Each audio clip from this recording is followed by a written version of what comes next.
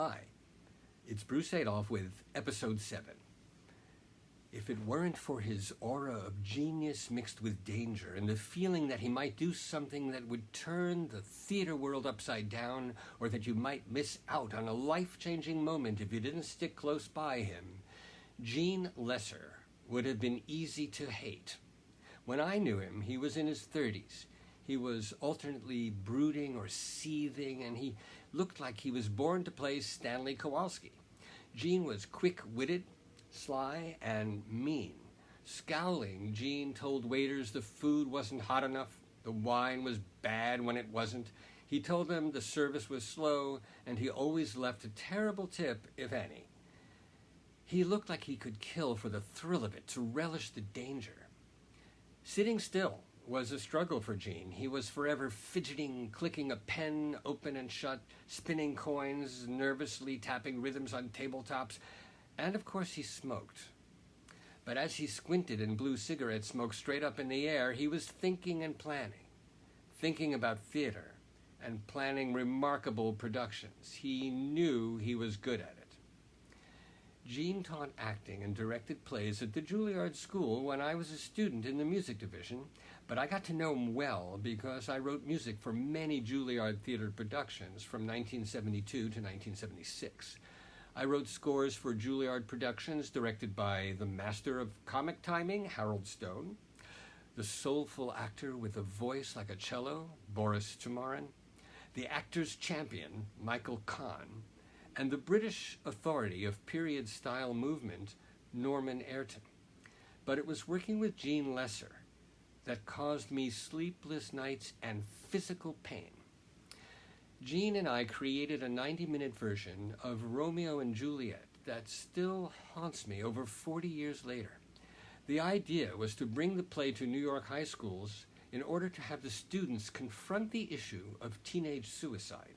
And so the play was shortened, and with the intense involvement of the Royal Shakespeare Company's dashing fight director, B.H. Barry, our production highlighted the play's violence, all of which was set to music like in a movie.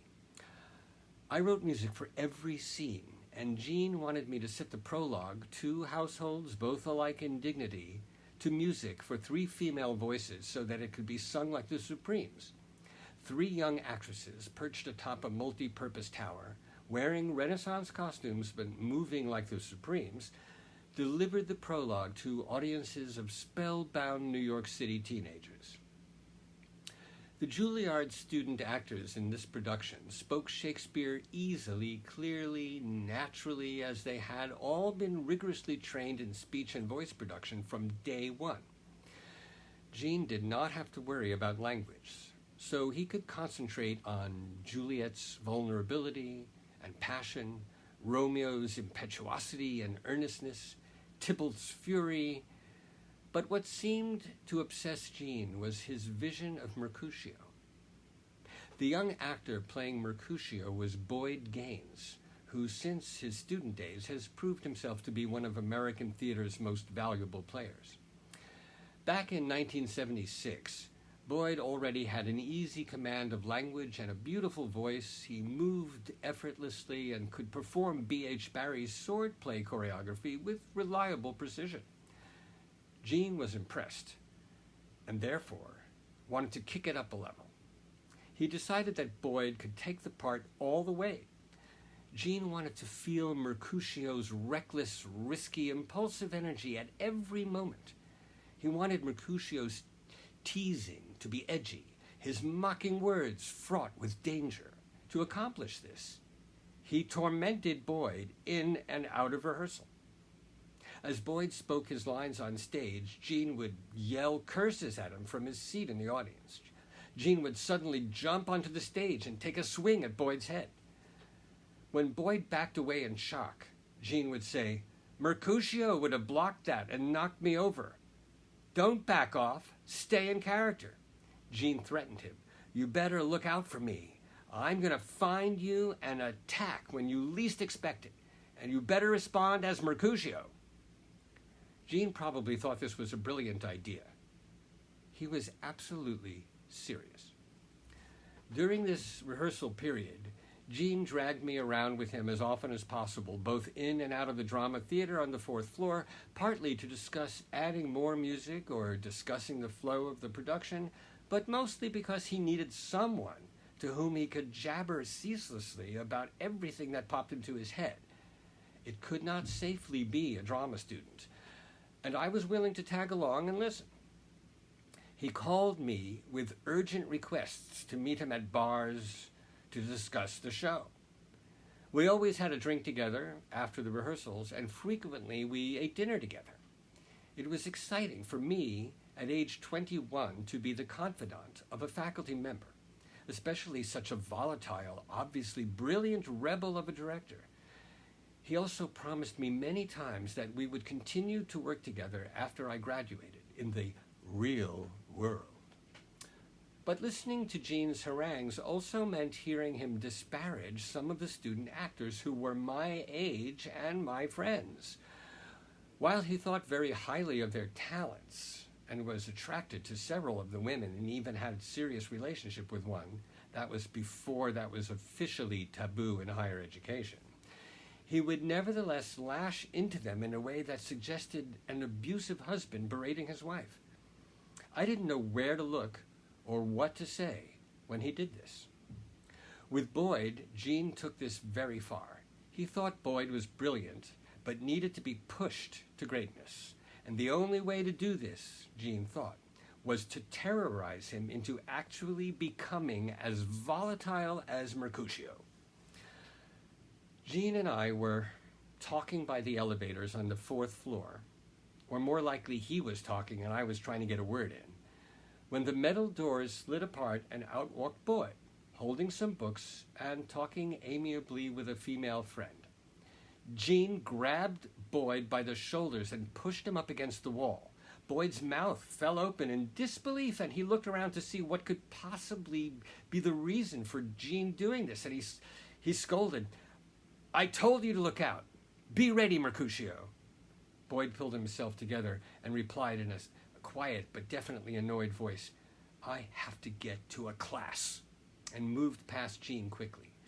Gene looked at me with a smirk and said, "He's getting mad. Love it." At the next rehearsal, Boyd was on stage reciting the Queen Mab speech when Gene, from his seat in the middle of the theater, threw a dagger directly at Boyd. These stage weapons were not sharp, but they had real weight, and they were not toys. Boyd saw it coming, dodged it, stormed off the stage, and confronted Gene. "Damn it, I am not taking this anymore." He actually pointed his sword at Gene's face. "Stop it, or I will go straight to the office, and you will be out of here fast." Boyd was on fire, and looked like he really could kill Gene at that moment. "Beautiful. Thank you. Bravo. Finally, you are Mercutio," said Gene. Boyd's face turned pale, and he froze in place, lowering his sword to the floor as he realized Gene was still in control. How could Boyd stay furious as he received the adulation of his tormentor? The other cast members, motionless in their places on stage or standing on the sidelines, looked on like a crowd watching a cop arrest someone, not knowing whether to get involved, but definitely observing closely. Gene's general behavior and his treatment of the young actors made rehearsals even more exhausting than they would normally be, which is plenty. Gene scolded, ranted, and bullied, but he also praised, applauded, and inspired. Was that balance acceptable? He made me think of Arturo Toscanini and Fritz Reiner, conductors who terrorized the players in their orchestras. Reiner was cold, calm, and calculating in his brutality, while Toscanini had tantrums, kicked music stands, and threw scores and broke many batons. Both conductors were brilliant, considered by most musicians to be geniuses, but their abusive behavior would not be tolerated by any professional orchestra today. Just before the first performance of this Romeo and Juliet was to start, Gene went backstage, pulling me with him, to talk to various actors. At this point, he was thrilled with Boyd and could no longer torment him, so he went up to Kate Dowling, who was to play Juliet, and he said, I probably should not have put you in this role. You're not quite right for it. Her eyes narrowed and she turned pale. Jean spun around and left the backstage area. I looked at her for a fraction of a moment, closed my eyes and shook my head in commiseration with her, but I could say nothing. A moment later, in the audience, I asked Jean why he had said that to her. She could be more vulnerable in the part, and now we are going to get that vulnerability because I shook her up. You'll see. She'll be great. Our 90-minute Romeo and Juliet was now touring New York City high schools. The production was superb and very much admired. Boyd and Kate were wonderful in their roles. Jean and I continued to go out to discuss future collaborations, and we had dinner together frequently. He turned back wines, complained about the food, and left few tips. Ever since the rehearsals had gone into full swing, I had had frequent stomach aches, sometimes very painful ones.